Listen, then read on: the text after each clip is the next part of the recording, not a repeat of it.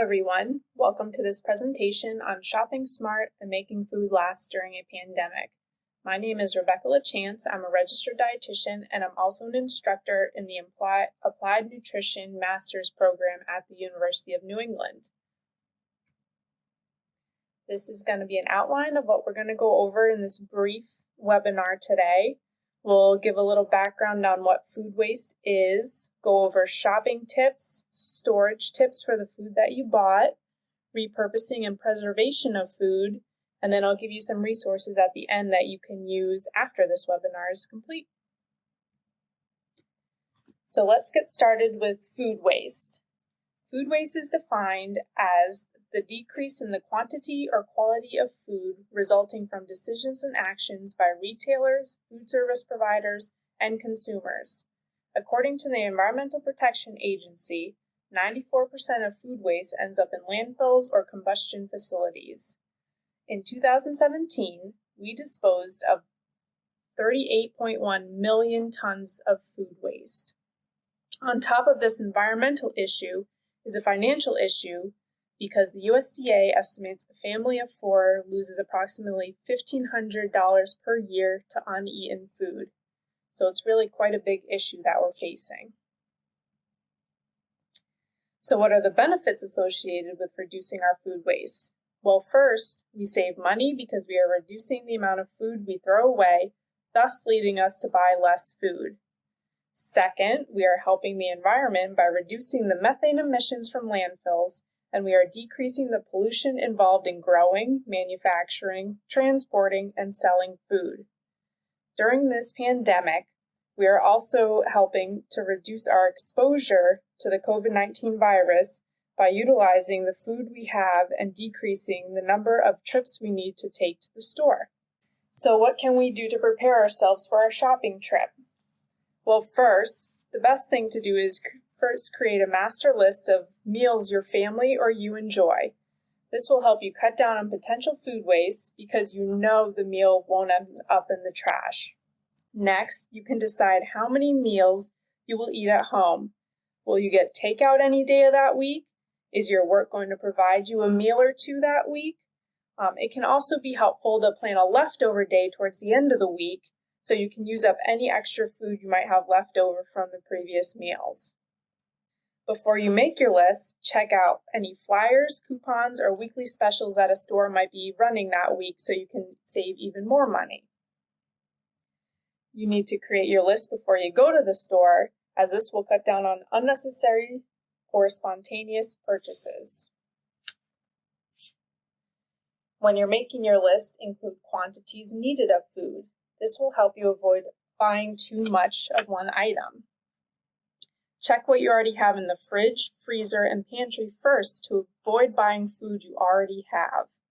And most important, stick to your list. If you're trying to reduce the frequency of store visits, first utilize non-perishable foods as these will have a longer shelf life.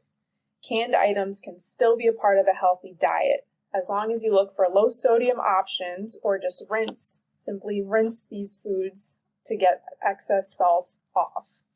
Second, you can also utilize frozen fruits and vegetables to ensure you are still getting vital nutrients you need without needing to go to the store as often to stock up on fresh fruits and vegetables. Third, you can have baking supplies on hand, as these can be beneficial for making things such as breads or muffins from scratch to help supplement your meals throughout the week. So what about bulk purchasing? Some questions to consider first before you attempt to buy anything in bulk. Do you have enough space? Make sure you have enough freezer and pantry space to accommodate your bulk purchases. The second question, will you actually be saving money? Learn how to use the price per unit for the most savings, looking to get the price per unit below 50% of what you would have normally paid. This price per unit can be found on the sticker near the shelf that the food is on. A quick search on the internet can help you truly learn how to do the price per unit purchasing, so you can get the most savings out of your meal. You can stack sales and coupons when you're bulk buying. Space out bulk buying because buying everything at once in bulk will be very pricey. Also, if you're able to, split bulk buying with a friend or family, especially large amounts, such as if you're going to purchase a 50-pound bag of rice. The third question to ask yourself, are you likely to waste any foods by purchasing one food in this large of a quantity? Never bulk buy something that you haven't used before. Don't buy perishables in bulk unless you are processing them right away. The last question to ask yourself, do you eat this food often enough to warrant buying it? The biggest takeaway message here, buying in bulk only saves money if you are able to use the food before it spoils. The last recommendation, if you want to limit your exposure to the virus, take advantage of any to-go or curbside pickup services offered by many of your local businesses. Simply select groceries you want online, and then you can choose a pickup time to have your groceries loaded right to your car from an employee at the store.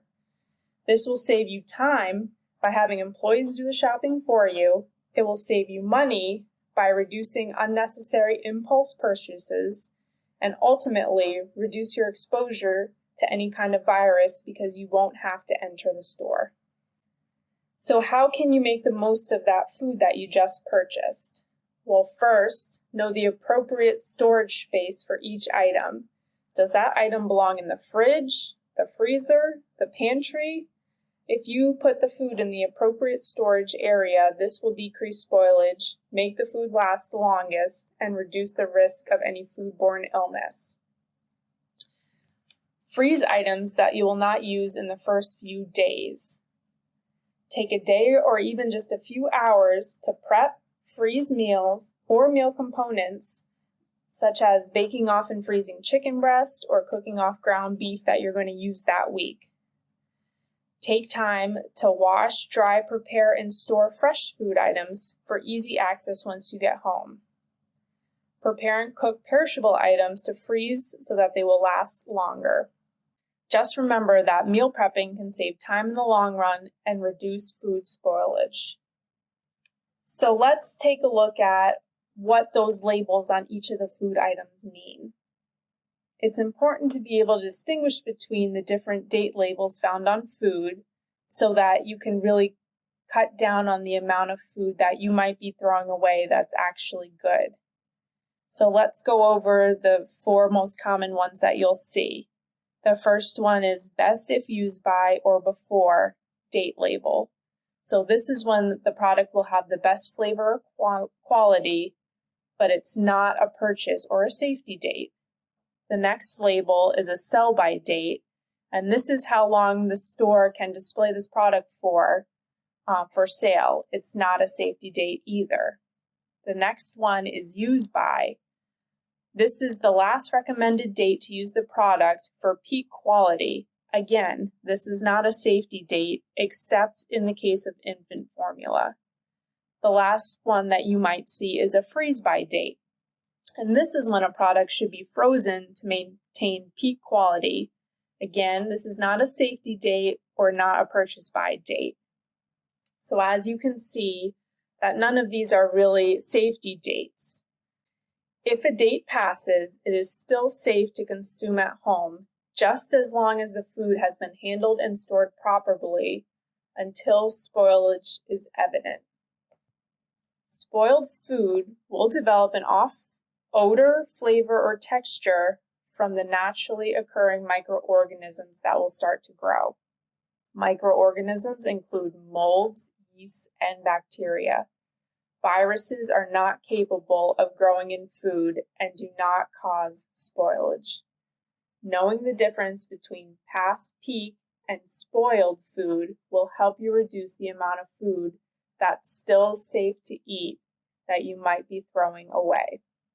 Here is a quick overview of the best ways to store the different food groups. There will be a reference slide at the end to the American Heart Association website for more details. As you can see, meat, you should be storing that on the bottom shelf and cooking it within the first few days or freeze it. Fruit, you should wait to wash your berries until you want to eat them to reduce spoilage. And you should also store bananas, apples, and tomatoes by themselves because many of these kinds of fruits give off natural gases as they ripen, making other nearby produce spoil faster. Vegetables, because of this, should be stored in a bin separate from fruits. You should know the difference between what a perishable vegetable item is, and then you can also store root vegetables in a cool, dry place. Any type of grain, such as rice or pasta or breads, you should store in an airtight container, and you can freeze these items if you're not going to be able to use them right away. Many dairy products spoil quickly, so really try to only buy the amount that you need for immediate use, except in the case of a non-fat dry milk, which can keep for a few months. So now that we've reviewed how to make the most of your grocery store trip and how to store and process the foods once you're home, now what can you do to stretch out the food further and continue to reduce the amount of potential food waste? Well, first, you can find ways to use leftovers. Things like casseroles, stir fries, quiche, frittatas, and soups all are great meals that you can use leftover components of other meals for. Find ways to use all parts of the food item. Things like veggie scraps can be used for a soup stock or a compost. Bread ends can be used for croutons. Next, find ways to use food past its peak. Things like smoothies, soups, baked goods, pancakes, muffins, granola bars are all great ways to use up, especially fruits or vegetables that are coming close to their past peak quality. You can also save your vegetable scraps and regrow them. As you can see on this slide, here's a great list of many different vegetables that you can save the ends of and actually regrow a new vegetable from. There will be a reference slide at the end of the presentation for more information on how to regrow these types of vegetables. Last but not least, you can repurpose surplus or past peak fruits and vegetables into jam or sauce for future use. Or you can freeze or can surplus fruits and vegetables, especially now that we're in the summertime and we're having a lot of gardens or maybe a lot of produce is going on sale. So you're stocking up on these items. You can turn them into other things for future use. Tomatoes are great for making sauce for a pizza or pasta night or a salsa. Berries you can turn into jam or jelly for future use. Here's some resources if you have different items at home that you want to make a meal out of. There's a lot of great apps or websites available to try and use those different food items. And here's some other references as promised at the end of the slide, different websites on how to replant vegetable scraps, how to store fruits and vegetables, and I also included a website of how to can for jams, jellies, if you're canning vegetables, things like that. And last but not least, here are the references I used, and thank you so much for listening.